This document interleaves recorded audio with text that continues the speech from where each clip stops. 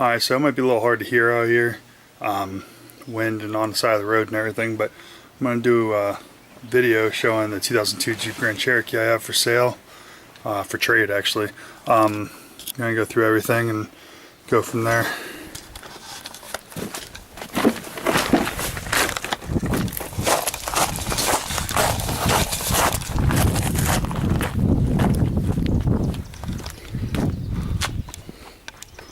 Alright, so this is my 2002 Jeep Grand Cherokee that I have for sale, or for trade.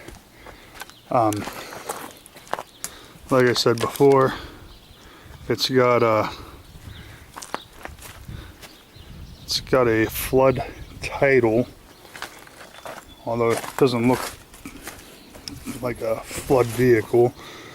When I bought this thing, the engine was blown, and when this is backed up, this dent right here, when they took it off the trailer from wherever they got it from, it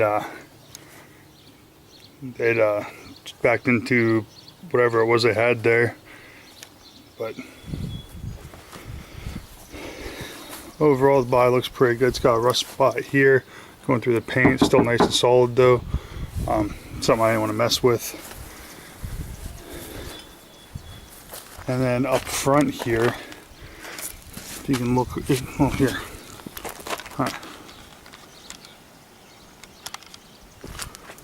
right here, you got some rust spots coming through the paint, but this one looks like somebody did a Bondo job on it. Looks like they probably had a dent and just threw some Bondo in there. But overall, I mean, thing is really clean inside. Don't mind the spare parts in here. Oh, wrong way.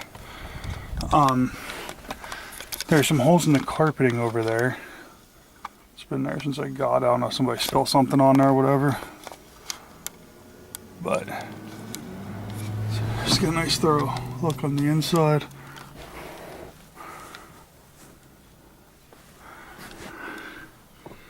Considering that it's a flood vehicle, when I first got it, I was expecting it to be like, I don't know, mold covered and everything. It really does just more or less look like it was just got some rust and stuff from sitting.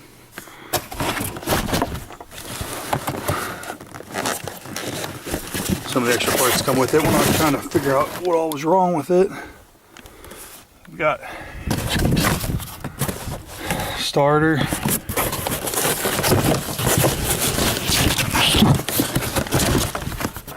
extra fuel pump, brand new, had it in, wasn't working, put in another fuel pump. Turns out that the problem was the fuel line had collapsed on itself. New, I want to say, these are the brake lines for the rubber brake lines up front. This is the, oh shit, what's it called? This is a spare, this one that was on it, and I replaced it because again I didn't know what was wrong. I did brakes all around, some extra brakes in here.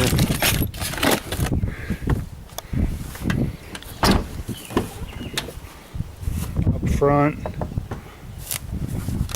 which you'll see the problem here in a second once we go through everything.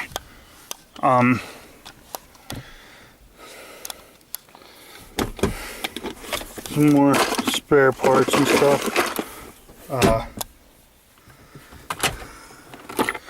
We gotta turn it on.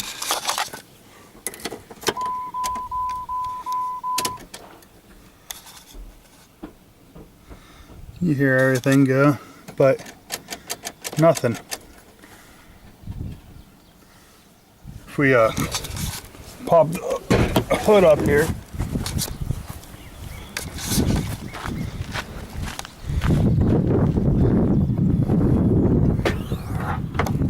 and yes, I have another engine and transmission in here because the engine I had in here had a hole right through it.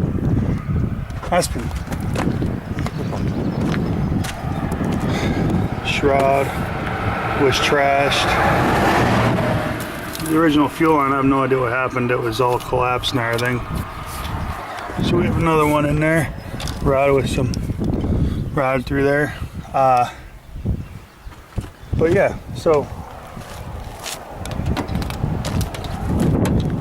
take this little battery charger here, or jump starter, which is I have to recommend personally because this is awesome.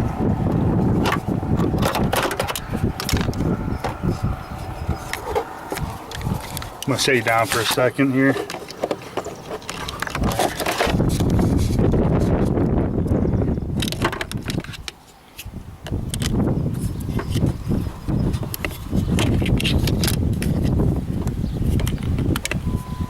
So we hook those up.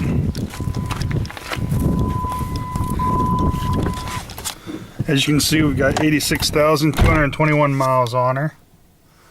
All right.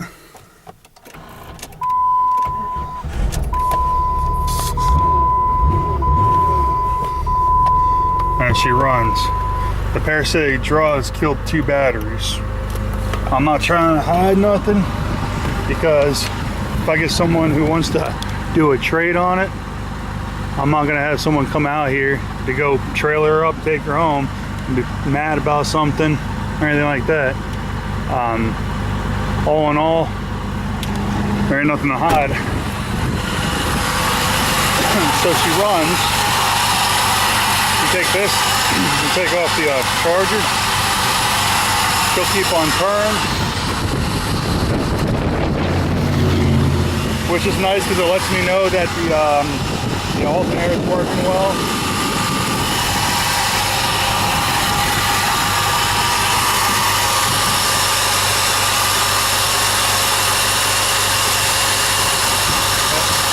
That's the new starter in there. It's obviously had a oil change or a couple.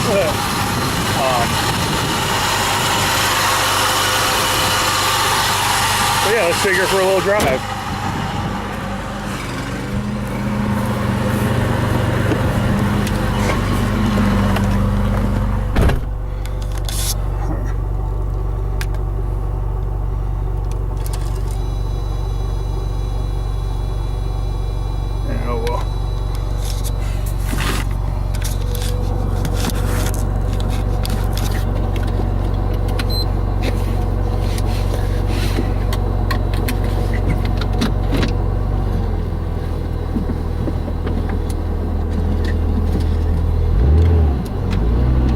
Now she drives fantastic. She feels great.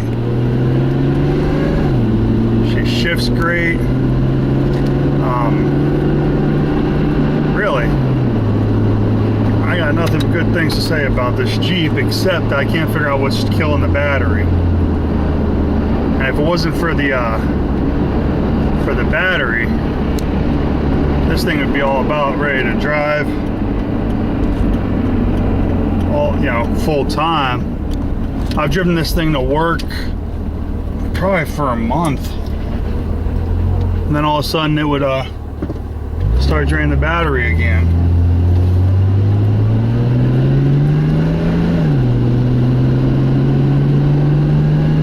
And right now it seems to run fine with a jump pack to starter, but that's not something that I want to do every time I go to drive a vehicle, you know? I mean, if I'm going to drive a vehicle, I want to make sure it starts not having to be jumped every time. I'm not an electrician, so I would rather have someone who knows how to fix it, have this thing and fix her up. Because frankly, that's not something I'm good at.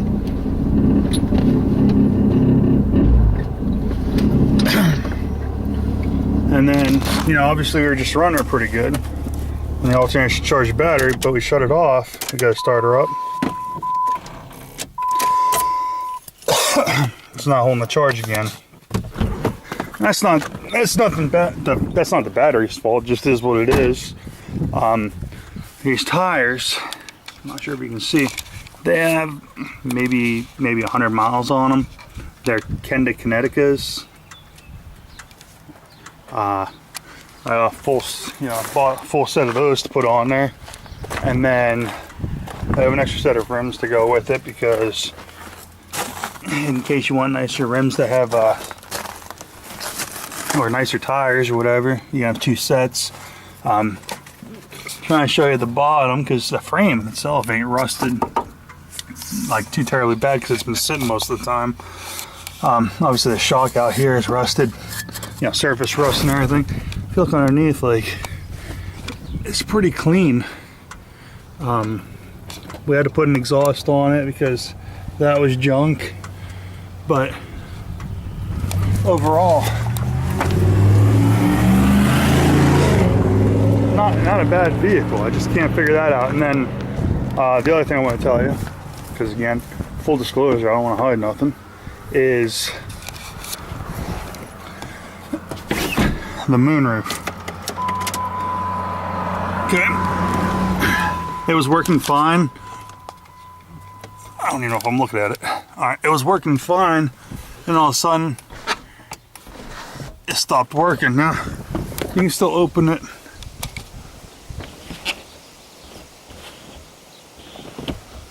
You can still open it where it's got the nice vent there, but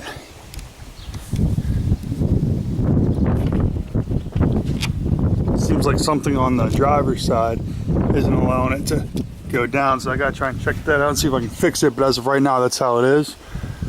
Now I just washed the thing, and I did not wash the roof because well, frankly, I don't have the hoses. I gave them to my dad. So anyway, that's the 2002 Jeep Grand Cherokee Laredo. I should have specified that I have up for trade.